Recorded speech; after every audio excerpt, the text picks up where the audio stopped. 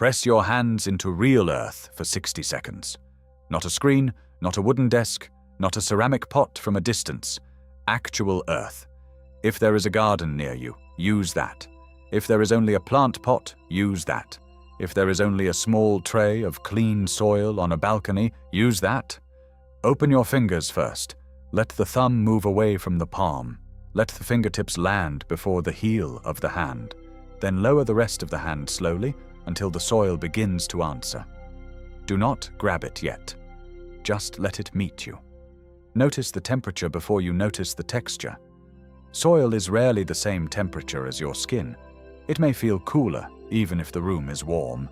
It may feel dry on the surface and damp a few millimeters down. Your fingertips will find grains before your mind has words for them. Tiny particles will settle into the lines of your skin. The pads of your fingers will flatten. Your palm will change shape without asking permission. Now close your hand slightly. Not into a fist. Into a cup. Hold the earth as if it is something that could fall through you. Let it press against the fingertips, against the creases, against the small valley under the thumb. Keep your shoulders low. Keep your jaw quiet. Breathe normally. You are not trying to meditate. You are not trying to believe anything. You are giving your nervous system a physical fact it cannot scroll past. For 60 seconds, your hands are not tools. They are sensors. And the strange part is this. Your body may recognize that fact faster than your thoughts do, because your hands were not built only to work, type, swipe, carry, clean, sign, lift, point, and prove that you are useful. Your hands were built to ask the world questions before language existed. They were built to test weight, threat, warmth, ripeness, softness, distance, and texture. Long before you could explain reality, your hands were already negotiating with it. That is why this gesture looks almost too simple to matter. A person places both hands into soil for 1 minute. Nothing dramatic happens. No visible transformation. No beam of energy. No cinematic awakening. No scientific miracle. Just skin, pressure, particles, temperature, and time. But the body does not measure significance the way modern life does. Modern life thinks a gesture matters when it is productive, trackable, monetized, optimized, or visible to someone else. The body is older than that. The body pays attention to contact. It asks one primitive question again and again. Am I suspended in abstraction, or am I in a physical world that can push back? This is where Stephen Hawking becomes more useful than any wellness slogan. Hawking did not discover that energy is a mood. He did not treat energy as a glow, a vibe, or a mystical substance you can summon by wanting it badly enough. His work on black holes forced physics to confront something more precise and more unsettling. Even the darkest object in the universe was not simply empty. Even a boundary that seemed to swallow everything had temperature, radiation, and consequences. Energy was not a motivational word. It was accounting. It was exchange. It was what happens when systems have boundaries. And your skin is a boundary, not metaphorically, literally. The surface of your hands is where the outside world becomes nervous system. Soil touches skin. Skin deforms. Mechanical force opens ion channels in sensory nerve endings. Temperature-sensitive receptors change their firing. Moisture alters friction. Pressure changes blood flow in the tiny vessels under the surface. Your brain receives a pattern that does not come from an idea, a notification, or an internal monologue. It comes from matter. That is the paradox. You do not hold the earth because the earth gives you magical energy. You hold the earth because your body has been losing energy to signals that never let it finish orienting. Screens give light without depth. Keyboards give contact without irregularity. Phones give texture without surprise. Floors give pressure without variation. Air conditioning gives temperature without season. The modern hand touches thousands of surfaces and still starves for a certain kind of information. So when you place your hands into soil, something disproportionate may begin. Not because soil is supernatural, because your hand is more intelligent than your schedule. And the question is uncomfortable. If 1 minute of contact can feel strangely real, what has your nervous system been doing with the other 23 hours and 59 minutes? Before the mechanism appears, look at your hand, not as a symbol, not as a productivity device, as anatomy. The palm looks simple because you use it constantly, but the hand is one of the densest maps your brain owns. In the primary somatosensory cortex, the strip of brain tissue that receives touch information from the body, the hand occupies an exaggerated amount of neural territory. This is the famous sensory homunculus, the distorted little human figure used in neuroscience classrooms, where lips, fingers, and hands appear enormous because the brain devotes so much processing power to them. The drawing looks absurd until you realize it is not showing body size. It is showing importance. Your hand is not large on your body, it is large in your brain. A fingertip can detect small differences in shape, texture, vibration, and edge because it contains specialized nerve endings placed like microscopic instruments under the skin. Merkel-Kells help register sustained pressure and edges, the feeling of shape staying present under the finger. Meissner corpuscles respond to light touch and low-frequency vibration, the flutter that tells you something is slipping or moving. Pacinian corpuscles respond to high-frequency vibration, the faint tremor of contact traveling through material. Ruffini endings respond to skin stretch, the slow pull that tells the hand how it is being deformed. Most people think touch is one sense. It is not. Touch is a committee. Pressure, vibration, stretch, temperature, pain, itch, moisture, friction, and position all arrive together, and your brain has to decide what world could have produced that pattern. When you hold soil, that committee becomes busy in a way a glass rectangle cannot imitate. A phone is smooth by design.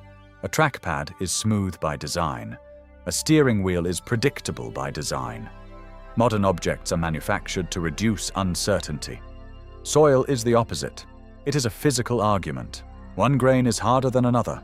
One clump breaks. One root resists. One pocket is cool. One patch is powder. One hidden pebble changes the pressure under the finger. The hand cannot predict it in advance. It has to read. This matters because the hand does not only receive the world, it explores the world. Roberta Klatzky, a psychologist long associated with Carnegie Mellon University, has spent decades studying haptic perception, the active sense of touch. In haptics, perception is not passive contact. The hand moves in order to know. You squeeze to judge softness. You rub to judge texture. You lift to judge weight. You contour to judge shape. You press to judge resistance. Your hand performs small experiments, and the brain updates reality from the results. That is a very different kind of information from looking. Vision lets you identify from a distance. Touch requires participation. The object changes your skin, and your movement changes the object. Soil is especially powerful in this sense because it is not a fixed object. It yields, it crumbles, it sticks, it separates, it refuses perfect control. You do not just touch it, you negotiate with it. Here is the fact most people never hear. The skin of the hand is mechanically coupled to attention. When your fingers explore a complex surface, the brain cannot process it as background noise as easily as it can ignore a familiar chair or shirt. Texture demands sampling. The nervous system has to allocate resources to the fingers because the pattern is too irregular to compress quickly. A smooth object can be dismissed. Earth cannot. Think of your hand like a scientific probe on another planet. If the probe lands on a flat metal platform, the data becomes simple quickly. Hard, smooth, stable, predictable.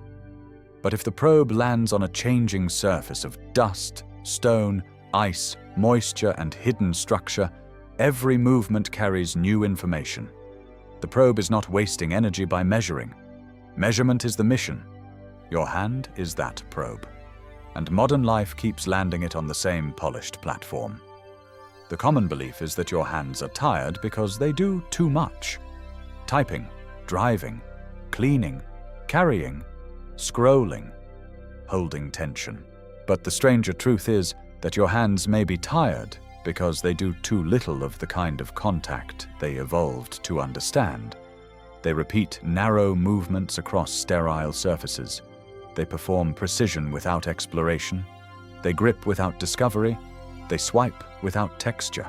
They become busy without becoming informed. That is not just poetic. It changes the state of the nervous system.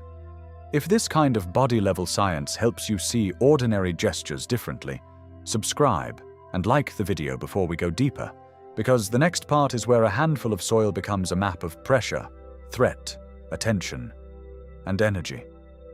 Now press your fingers into soil again in your mind. The first layer begins in milliseconds. The skin deforms.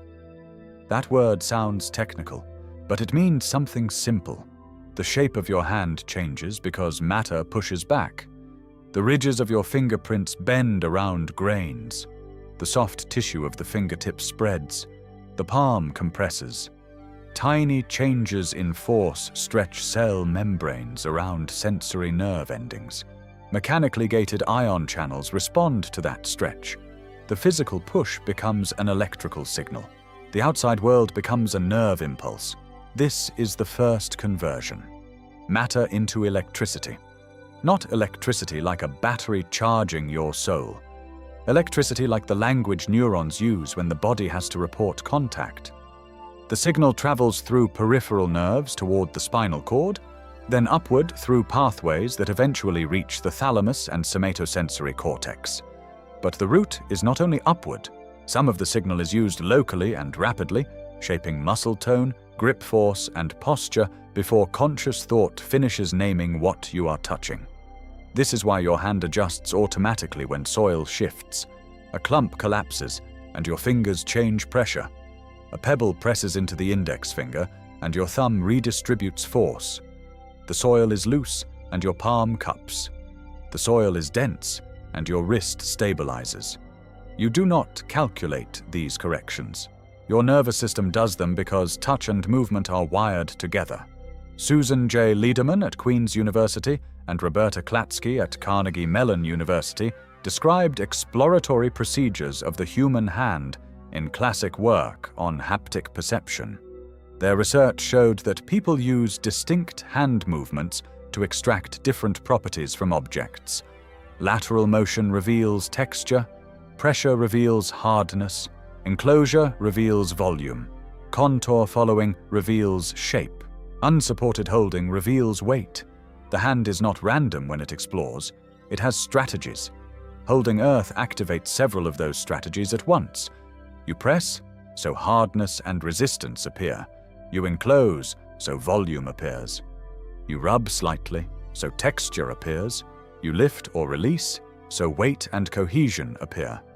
You contour unconsciously around clumps, roots, or stones. In 1 minute, your hand performs a tiny laboratory sequence that no app needs to guide. The second layer begins in seconds. As the tactile signal becomes rich, attention is pulled out of abstraction and into contact. This is not because soil is spiritually superior to thought. It is because attention follows prediction error. Your brain is constantly trying to predict sensory input. Smooth plastic is easy to predict. A known screen edge is easy to predict. Soil is harder. Its irregularity makes the brain update more often. That updating can interrupt rumination. Rumination is repetitive internal simulation, the mind handling imagined problems without physical resolution. The body sits still, but the threat system keeps rehearsing. The hands may be idle while the brain keeps gripping invisible objects. When you hold soil, the hand receives a solvable physical problem. Not a life problem, not a financial problem, not a social problem, a tactile problem. What is this texture? How much pressure is safe? Is it damp? Is it compact? Is there a root? Is it slipping? The mind does not disappear. It is given a different assignment. This is one reason hands-on activities can feel regulating. Gardening, clay work, cooking, carpentry, washing dishes by hand, kneading dough. and touching soil all recruit sensorimotor loops that are older than verbal worry. In a 2011 study, Agnes E. Vandenberg of Wageningen University and Research Center and Mariette H.G. Custers compared gardening with indoor reading after a stressful task. Both activities reduced cortisol during recovery, but the decrease was stronger after gardening, and positive mood recovered after gardening while it worsened during reading. This does not prove that 60 seconds of holding soil cures stress. It does show that active contact with living material can shift measurable stress physiology more than a quiet indoor activity in that experimental context. The third layer is the one people miss. Touching earth may change not only what you feel in your hand, but what your body thinks the environment is asking from you. The autonomic nervous system is the part of your nervous system that regulates heart rate, blood vessel tone, sweating, digestion, and readiness without needing your conscious permission. It is often simplified into sympathetic activation and parasympathetic recovery. That simplification is imperfect, but useful. Sympathetic activity prepares the body for action. Parasympathetic activity helps restoration, digestion, and slower regulation. Modern life often keeps the body in a strange middle state. Not running, not resting, not fighting, not recovering. The body is still, but the signals say urgent. Touch can help change the context. Pressure against the skin, especially when combined with slow movement, temperature contrast, and attention, tells the nervous system something direct. There is a boundary, there is contact, there is here. This is not the same as solving your problems, it is more basic. The body receives evidence that it is located in a physical environment rather than only in a symbolic one. This is where Hawking's idea becomes a metaphor with discipline. In 1974, Stephen Hawking published Black Hole Explosions in Nature, showing that black holes should emit particles with a thermal distribution, as if they had a temperature. A black hole was not just a cosmic drain. It had a boundary with thermodynamic meaning. Energy could be discussed through the behavior of that boundary. Your body is not a black hole, but your fatigue often behaves like one. Attention goes in, worry goes in, notifications go in, obligations go in, light goes in, noise goes in. You absorb, absorb, absorb, and nothing seems to come back as usable vitality. The mistake is to think energy is only something you need more of. The body often needs a better boundary. The hand in soil is a boundary practice. Skin meets matter. The nervous system receives high-quality sensory information. The brain stops being the only place where reality is being negotiated. The body gets to participate again. Industry understands this better than most people do. That is why engineers spend enormous effort trying to build artificial tactile sensors for robots. A robot with vision can see an object, but without tactile feedback, it struggles to know how firmly to grip, whether something is slipping, whether a surface is fragile, whether pressure is evenly distributed. Haptic technology tries to reproduce what your hand does without praise, detect force, texture, vibration, and compliance in real time. Factories pay for this. Your skin does it continuously. The comparison is not that your hand is a machine. The comparison is that machines reveal the value of what biology already solved.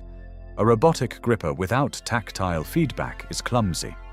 A human life without varied physical contact becomes strangely clumsy too, but the clumsiness appears as mental fog, irritability, restless fatigue, and a sense of being unplaced. You call it low energy. The mechanism may be more precise.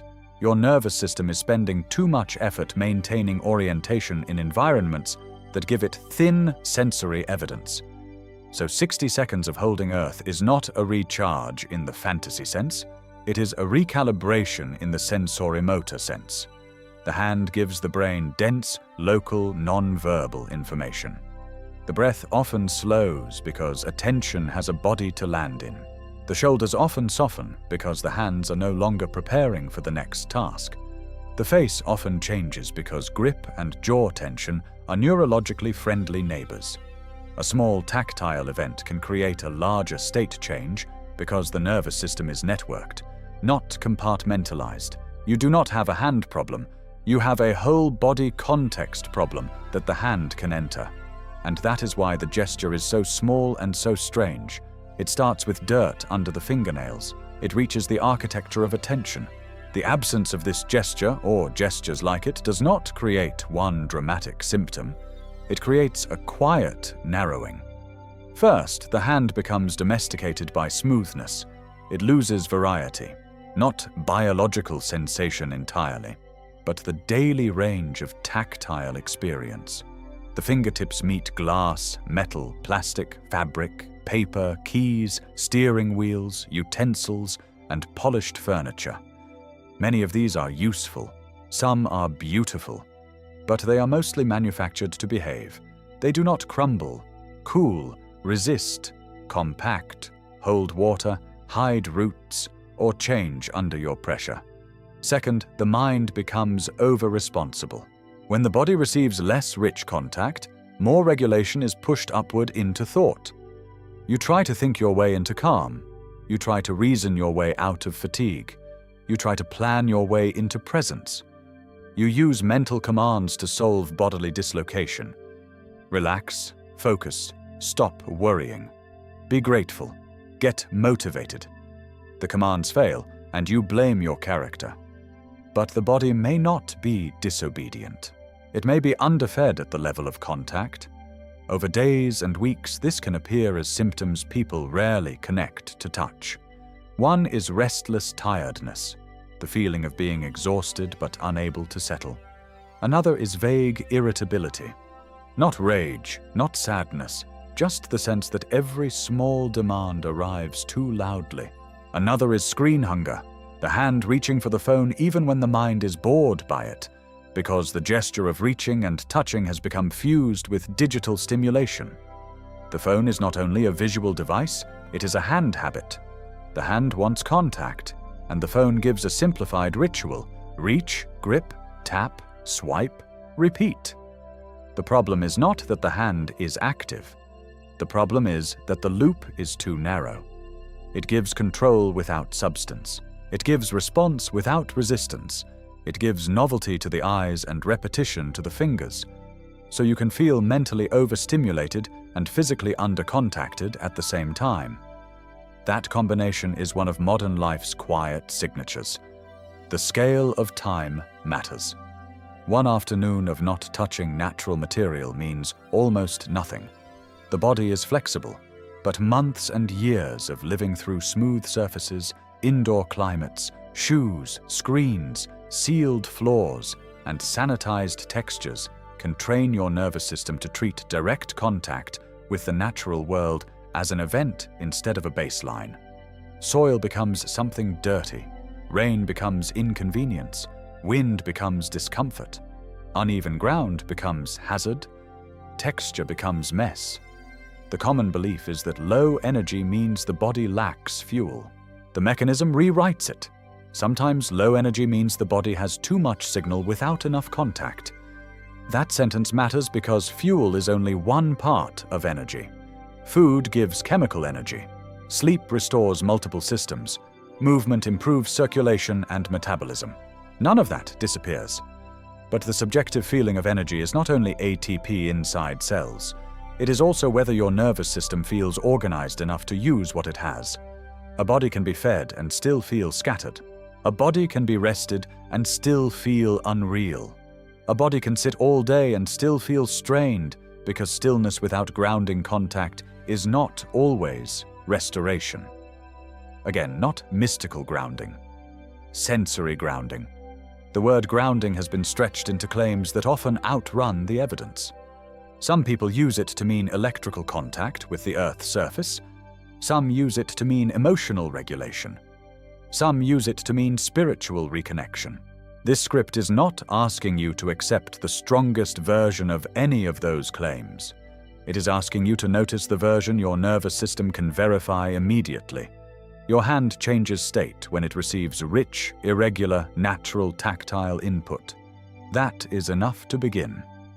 And if you have felt that strange tiredness where the body is indoors, the mind is online, the hand is restless, and the day feels abstract before it even starts, write one concrete texture in the comments that your hands remember from childhood, like mud, bark, wet sand, stone, grass, flower, or rain on metal. The body often remembers a world the mind stopped scheduling. The deeper system is not just touch, it is metabolism through behavior. That sounds abstract, but it is simple. The body spends energy according to what it believes is happening. If the environment suggests danger, uncertainty, social evaluation, urgency, or unresolved tasks, the body allocates energy toward vigilance. If the environment suggests safety, contact, physical orientation, and manageable action, the body can allocate more energy toward restoration, digestion, immune coordination, repair, and exploratory attention. Holding Earth can be a small vote in that second direction. Not a cure, not a treatment, a vote. The skin of the hand connects to sensory pathways, but those pathways do not end in a sealed touch department. They interact with attention networks, emotional salient systems, motor planning, interoception, and autonomic regulation. Interoception is the brain's sense of the internal body. Heartbeat, breath, gut tension, temperature, pressure, and internal state. When external touch becomes clear, internal sensation can become less chaotic. The boundary becomes legible, and the inside can stop shouting quite as loudly. This is why the hand is an unexpected entrance into energy. People usually chase energy through stimulation. More caffeine, louder music, brighter light, faster content, stronger motivation, more aggressive goals. The assumption is that energy rises when intensity rises. Sometimes it does, but sometimes intensity only increases the cost of being awake. There is another path: reduce the energy leak. A nervous system leaks energy when it is forced to monitor too many unfinished signals. A half-written message, a news feed without an endpoint, a room full of artificial light, a body sitting but braced, a hand reaching for something every few minutes, a calendar that changes before the body has completed the last transition. None of these is catastrophic alone. Together, they create a background drain. Hawking's work is useful here because it refuses the childish idea that energy is just a substance floating around. In physics, energy is conserved, transformed, radiated, transferred, bound in mass, expressed through temperature, and understood through systems. Boundaries matter, conditions matter, scale matters. Your body works the same way in daily life. The same person can feel dead in a chair and alive while digging a hole. The same muscles can feel heavy in a meeting and useful while carrying wood. The same brain can feel foggy under fluorescent light and clear beside running water. This does not mean nature is magic. It means the organism is context sensitive. Energy is not only inside you.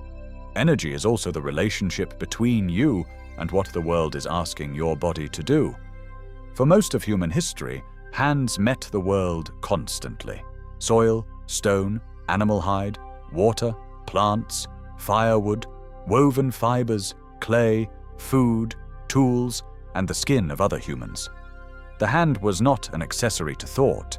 It was part of cognition. Anthropologists and neuroscientists have long argued that tool use, manual skill, perception, and brain evolution are deeply linked. The hand shaped the world, and the world shaped the hand back. Modernity did not remove the hand. It narrowed the hand. You still use your hands all day, but many uses happen inside controlled, repetitive, symbolic systems. A keyboard is powerful, but it converts the physical richness of the hand into identical key presses. A touchscreen is miraculous, but it converts texture into a flat plane of commands. A mouse is efficient, but it translates wrist movement into a pointer. These devices extend intelligence while reducing contact, so the point is not to reject them.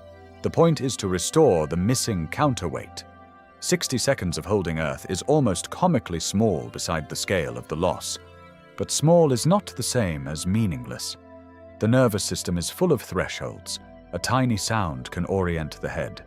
A small drop in temperature can raise goosebumps. A light touch can change breathing. A single smell can retrieve a decade-old memory. A slight shift in pressure can make the hand release or grip. The body is not waiting for grand gestures. It is waiting for accurate signals. So when your fingers close around soil, you are not stepping outside science. You are returning to the science of contact. You are giving the brain an event with pressure, temperature, texture, friction, moisture, resistance, and consequence. You are giving the hand a world that does not vanish when the screen changes. You are reminding the body that reality is not only information, it is also material. And because material reality pushes back, it can carry part of the burden. The protocol is deliberately simple. Use clean soil. If you have access to a garden, choose a patch without chemicals, animal waste, sharp debris, or obvious contamination. If you live in an apartment, use a pot with healthy soil. If your immune system is compromised, if you have open cuts, if you are at high risk of infection, or if a clinician has told you to avoid soil exposure, do not force this gesture. Use a safer substitute like clean clay, washed stones, a bowl of dry beans, or textured natural fabric. The mechanism is contact and tactile variation, not proving toughness. Wash your hands afterward. That does not weaken the gesture. It completes it. The minimum dose is 60 seconds because 1 minute is long enough for the hand to move beyond first contact. The first 10 seconds are mostly surprise. Temperature, dirt, hesitation. The next 20 seconds allow exploration. The fingers start testing. The thumb joins. The palm stops hovering. The last 30 seconds are where the nervous system can notice pattern instead of novelty. Soil becomes not just dirt, but a field of differences. Place both hands in the soil if you can. 2 hands recruit a larger body map. Let the fingertips enter first because they have high tactile acuity. Then let the palms settle so pressure spreads. Keep the wrists soft. If your shoulders rise, lower them. If your jaw tightens, part the teeth slightly. If your breath becomes theatrical, stop performing calm and return to ordinary breathing. The sign that the mechanism is active is not bliss. It is specificity. You begin to notice the difference between cool and damp, between grainy and compact, between the pressure on the thumb and the pressure on the ring finger, between holding and crushing, between touching the surface and entering the material. Specificity means the hand is sampling. Sampling means attention has moved into the body. Attention in the body means the abstract loop has been interrupted. Do not squeeze hard. Hard squeezing turns the gesture into domination. The point is not to conquer the soil. The point is to let the hand read. Use enough pressure to feel resistance and enough softness to feel change. If the soil is dry, crumble it slowly. If it is damp, press and release. If there are roots, follow one gently with a fingertip. If there is a small stone, roll it once between thumb and finger.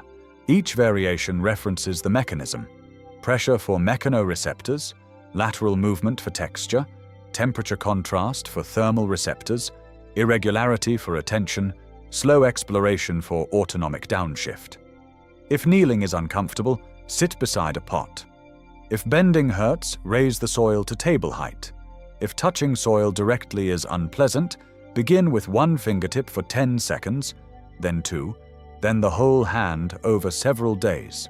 If sensory sensitivity makes the texture overwhelming, use a barrier at first, like thin cotton, and reduce it gradually only if it feels safe. The nervous system learns through tolerable contact, not forced exposure. The main errors are easy. Doing it while looking at your phone, doing it as a superstition, doing it with contaminated soil, doing it so aggressively that the hand becomes tense, doing it once and demanding a revelation, doing it with the secret expectation that a tiny gesture should compensate for no sleep, no sunlight, no movement, no nourishment, and chronic overload. This is not a replacement for medical care, sleep, food, therapy, exercise, medication, or serious life changes when those are needed. It is a small sensory practice. Its power is not that it replaces the big things. Its power is that it is available before the big things are solved. That matters, because many people postpone contact with life until life becomes manageable. They say they will return to their body after the deadline, after the debt, after the move, after the diagnosis, after the grief, after the pressure stops. But pressure does not stop just because the body has gone numb. The body needs small entries back into reality while the story is still unfinished. So put your hands in the earth for 60 seconds, not to escape your life, to locate yourself inside it.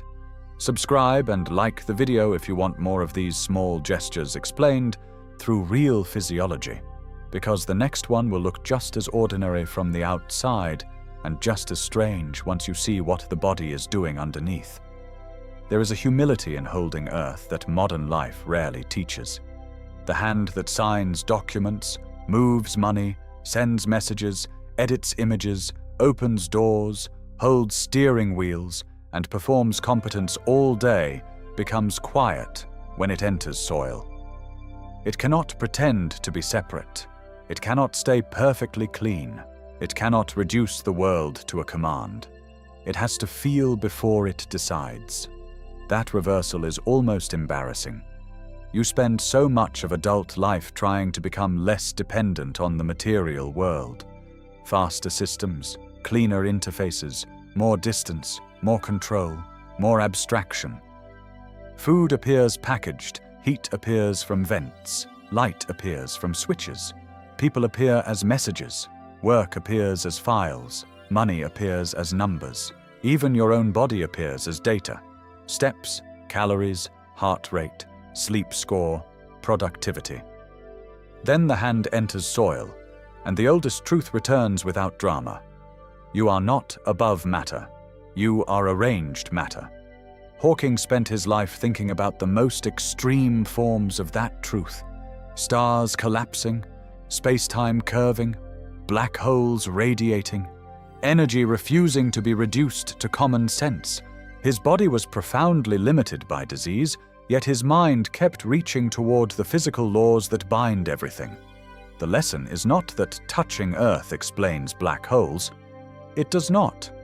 The lesson is that energy becomes meaningful only inside a system, across a boundary, through exchange. Your hand is a boundary that forgot it was allowed to exchange. It has been trained to command surfaces, not converse with them. It has been trained to move quickly, not listen slowly. It has been trained to stay clean, efficient, and useful. But under the skin, the ancient instruments remain. Pressure detectors, vibration detectors, temperature detectors, stretch detectors, pain detectors, movement maps, grip reflexes, attention loops. The old intelligence has not disappeared. It has been waiting under glass. 60 seconds will not save you. That is too much to ask of soil and too little to understand about suffering. But 60 seconds can interrupt the lie that you are only a mind managing tasks from inside a sealed room. It can remind the nervous system that the world is not only a threat, not only a feed, not only a schedule, not only a performance. The world is also something cool under the fingertips, something that breaks when squeezed too hard, something that holds water, something that stains the skin, something that receives pressure and gives pressure back. The modern person often asks for more energy as if energy were a missing possession. But sometimes the body is not asking for more. It is asking for return to contact, return to boundary, return to weight, return to the kind of information that does not flatter you, does not sell to you, does not evaluate you, and does not need you to become impressive before it lets you belong. The earth in your hands is not a message from the universe. It is simpler than that. It is a piece of the universe that your nervous system can finally touch.